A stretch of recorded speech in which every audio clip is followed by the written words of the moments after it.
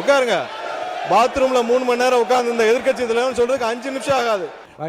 மாண்புமிகு சங்கி அமைச்சர் மன்னிக்கணும், மாண்புமிகு எரிசக்தி துறை அமைச்சர் அவர்கள் பேச இல்ல மாண்புமிகு பாத்ரூம்ல நீக்கிட்டீங்களா? மாண்புமிகு பாத்ரூம்ல 3 மணி நேரம் உட்கார்ந்து இந்த எதிர்க்கட்சி தலைவர் நான் சொன்னா பாத்ரூம்ல 3 மணி எவ்வளவு நேரம்? 5 நிமிஷம் ஆகுமா? உட்காரணும். எல்லாருக்கும் பேச தெரியும். உட்காருங்க. பாத்ரூம்ல 3 மணி நேரம் உட்கார்ந்து இந்த எதிர்க்கட்சி தலைவர் சொல்றதுக்கு 5 நிமிஷம் ஆகாது. உட்காரணும். என்ன பேசணுமோ இதெல்லாம் தேவையில்லாத வார்த்தைகளை பேசினால் எங்களுக்கும் பேச தெரியும். தேவையில்லாத வார்த்தைகளை பேசினால் எங்களுக்கும் பேச தெரியும். என்னவோ அதுதான் பேசணும். இல்ல மாண்பு உறுப்பினர், இந்த கரூர் மாண்பு உறுப்பினர் இந்த கம்பெனி என்ற வார்த்தையை நீங்க வந்து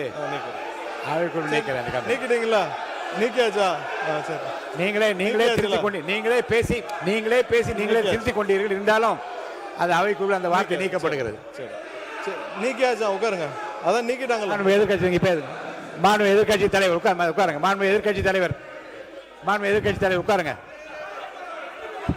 மாண்பு எதிர்க்கட்சி நீங்களா உட்காருங்க. நீங்களா உட்காருங்க. அந்த பதார் அவரை உட்காருங்க. மாண்பு எதிர்க்கட்சி தலைவர் நீங்க மட்டும் இல்லைங்க. மாண்பு எதிர்க்கட்சி தலைவர் பேச அனுமதிச்சிருக்கேன். அவர் பேச அனுமதிக்க நீங்களே அதை அப்டேட் பண்றீங்களா?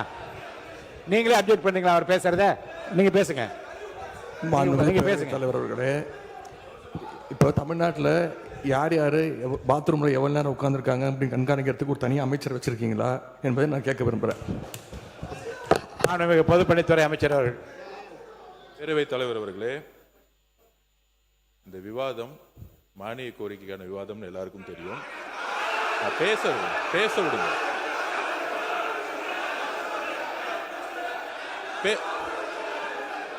நான் எதுவுமே தப்பா சொல்லல. பேச விடுங்க. எதிர்க்கட்சி தலைவர் நான் பேச வர்றது என்னன்னு கேட்டுக்கிட்டு பதில் சொல்லிட்டேன். எதிர்க்கட்சி தலைவர் ஒன்னும் தவறு கிடையாது. நான் திருப்பியும் பதிவு பண்றேன். இந்த மாதிரி எல்லாரும் எந்திரிச்சா நாங்க எந்திரிச்சா இந்த அவை நடக்காது. எல்லாரையும் உட்கார சொல்லுங்க. எல்லாரையும் உட்கார சொல்லுங்க. உட்காருங்க. மாண்புமிகு எதிர்க்கட்சி தலைவர் மட்டும் பேசுங்க. உட்காருங்க. மற்றவங்க எல்லாம் உட்காருங்க. அவர் பேசப்பட நீங்க பதில் சொல்லுங்க. மாண்புமிகு எதிர்க்கட்சி தலைவர் பேசுவாங்க. அதுக்கு மாண்புமிகு பொதுப்பணித்துறை பதில் சொல்லுவார். உட்காருங்க. எல்லாம் மீதி பேர்லாம் உட்காருங்க. பேரவைத் தலைவர் அவர்களே, நீங்க பேசுங்க. எங்களுடைய சட்டமன்ற உறுப்பினர் முன்னாள் அமைச்சர் அவர்கள் இந்த மானிய கோரிக்கைகளை தெளிவாக புள்ளிவிவரங்களோட பேசிக்கிட்டு இருந்தார். தவறான வார்த்தைகளை முதல்ல பேசுறது யார் என்பது உங்களுக்கு தெரியும். அதையெல்லாம் அவை குறிப்பில் நீங்க நீக்க வேண்டும் கேட்டுக்கொள்கிறேன்.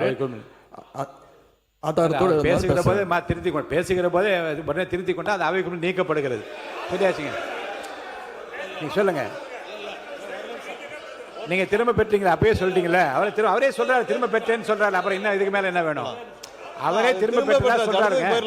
அவரே சொல்றாரு திரும்ப பெற்றேன்னு சொல்றாரு. அப்புறம் விடுங்க. அதுக்கப்புறம் 2021 காலகட்டங்கள் அமைச்சராக இருந்தார். அவரே சொல்றாரு திரும்ப பெறல என்ன அர்த்தம்? பெற்றாச்சு. வாங்க அடுத்தது பேசுங்க. அந்த 2021 காலகட்டங்கள்ல அமைச்சராக இருந்தார். அதற்கப்புறம் இருங்க உட்காருங்க. உறுப்பினர் சீனிவாசன், உங்களுக்கு தனியா ஒரு அவை நடத்தணும்னு நினைக்கிறேன்.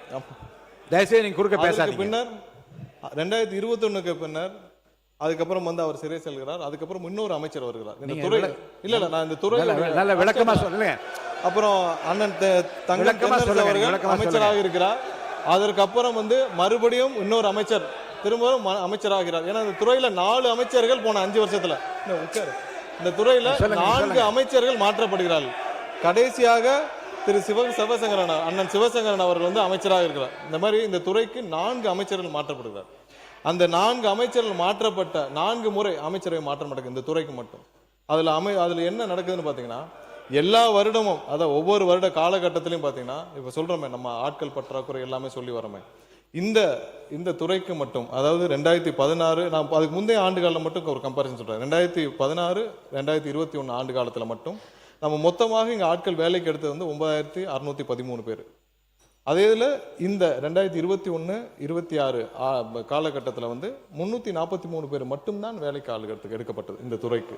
ஸோ அது ஒரு மிகப்பெரிய, ஏன்னா 15,000 பேர்கிட்ட 10,000 பேர்கிட்ட நம்ம ரிட்டையர்மெண்ட் ஆகிற இடத்துல 343 பேர் மட்டும்தான். இது மிகப்பெரிய ஒரு பற்றாக்குறை. அது இல்லாமல் சப்ஸ்டேஷன் அதுக்கு முந்தைய ஆண்டு காலத்தில் 2016-21 காலகட்டத்தில் 359 சப்ஸ்டேஷன்ஸ் கொண்டு வரப்பட்டது. அதில் இந்த ஆண்டு காலம் இதை 2021-26 122 ஸோ இது மாதிரியான இன்ஃப்ராஸ்ட்ரக்சர் லெவலில் பெரிய அளவிலான எந்த மாற்றங்களும் பெரிய மாற்றங்களும் செய்யப்படவில்லை. ஸோ அதே காலகட்டத்தில் நீங்கள் ஒன்றும் இல்லை, இப்போ தளவாடங்களை பற்றி சொல்லியிருந்தார். எவ்வளோ தளவாடங்கள், அதாவது நாங்கள் டிரான்ஸ்ஃபார்மர்லாம் நிறைய வாங்கணும், இந்த வார காலகட்டத்தில் நிறைய தளவாடங்கள் தேவைப்படும்.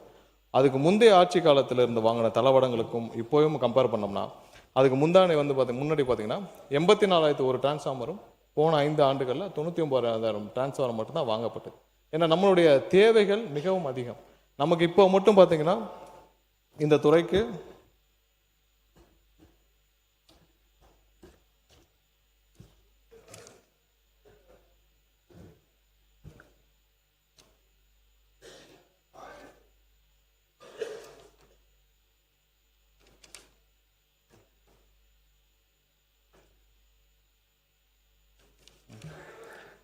சுமார் 593 சப்ஸ்டேஷன்ஸ் நமக்கு உடனடியாக தேவைப்படுது. அதாவது இன்னைக்கு இருக்கிற பவரோடைய மேனேஜ்மெண்ட்டுக்கு தமிழ்நாடு முழுவதும் ஒரு 593 சப்ஸ்டேஷன் தேவைப்படுது.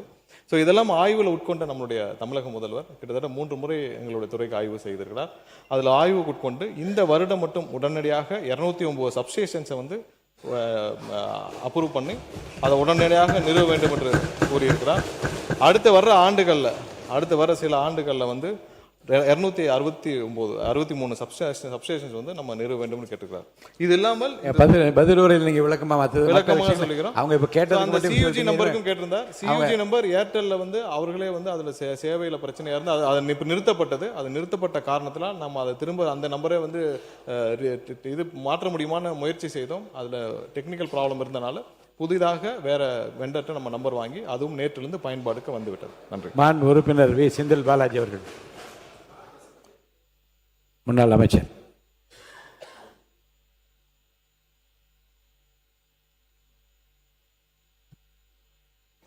மாண்புமிகு பேரவைத் தலைவர்களே, ஒரு வார்த்தை பேசினால் மறு வார்த்தை பேசுவதற்கு எங்களுக்கும் தெரியும். இதுதான் வேண்டாம். இல்ல நான் வேண்டாம்னு சொல்லல. பேசிட்டு நீங்க நீக்கிறீங்க. மாண்புமிகு பேரவைத் தலைவர் நீக்கிறேன்னு சொல்றதுக்கு அப்புறம் பொதுவெளியில போனதுக்கு அப்புறம் நாங்க பதில் சொல்லாம ஊமையா இருந்துட்டு போறதுக்கு இந்த சபைக்கு நாங்க வரல. எங்களுடைய மக்களுடைய கோரிக்கைகளை நானும் பதில் சொல்லிட்டேன். இருங்க, அவர் சொன்னதுக்கு பதில் சொல்லுங்க. அவருக்கு மாண்புமிகு பேரவைத் தலைவர்களே, அந்த ஹார்ட் டிஸ்க் சம்பந்தமா கேட்டேன். பொதுவெளியில மாண்புமிகு மின்துறை அமைச்சர் அவர்கள் சொல்லுகின்ற பொழுது சீரமைப்புகள், முறைகேடுகள், வார்த்தைகள் பார்த்தீங்கன்னா ஒவ்வொரு பத்திரிகையாளர் சந்திப்பிலையும் பெரிய தடிமனான வார்த்தைகளா பயன்படுத்துற மாதிரி ஒரு தோற்றத்தை உருவாக்குறார். அதான் எங்களுடைய எதிர்க்கட்சி தலைவர் போட்டுதலுக்குரிய எங்களுடைய சின்னவரப்ப சொன்னாங்க காலையில். எது இருந்தாலும் நம்ம பதவி ஏற்றுக்கிட்ட கடமையை நிறைவேற்றக்கூடிய வகையில் ஒரு தவறுகள் இருந்தால் உடனுக்குடன் அதை சுட்டி காட்ட வேண்டும், அதன் மீது நடவடிக்கை எடுக்க வேண்டும். அதுதான் நம்ம உறுதிமொழி எடுத்துக்கொண்டதனுடைய அர்த்தம் நிறைவேறும். அப்படி இல்லாம துறையில் சில தவறுகள் இருந்தால் அல்லது முன்னால் உங்களுக்கு கண்களுக்கு அது தவறாக தெரிந்தால் உடனுக்குடன் அதை சுட்டி காட்டி நடவடிக்கைகளை மேற்கொள்ள வேண்டும். துணை மின் நிலையங்களுடைய நிலைகளை பற்றி சொன்னார்கள். 423 துணை மின் நிலையங்கள் கடந்த 5 ஆண்டுகளில் திராவிட மாடல் ஆட்சியில் அறிவிக்கப்பட்டு 122 துணை மின் நிலையங்கள் நிறைவேற்றப்பட்டு பயன்பாட்டிற்கு கொண்டு வரப்பட்டிருக்கின்றன. நீங்க கொடுத்த வெள்ளை அறிக்கையிலேயே ஏறத்தாழ 122 துணை மின் நிலையங்கள் 10,109 கோடி ரூபாய் மதிப்பீட்டில் பணிகள் நடைபெற்று வருகின்றன என்று உங்களுடைய வெள்ளை அறிக்கையில் நீங்களே தெரிவித்திருக்கின்றீர்கள்.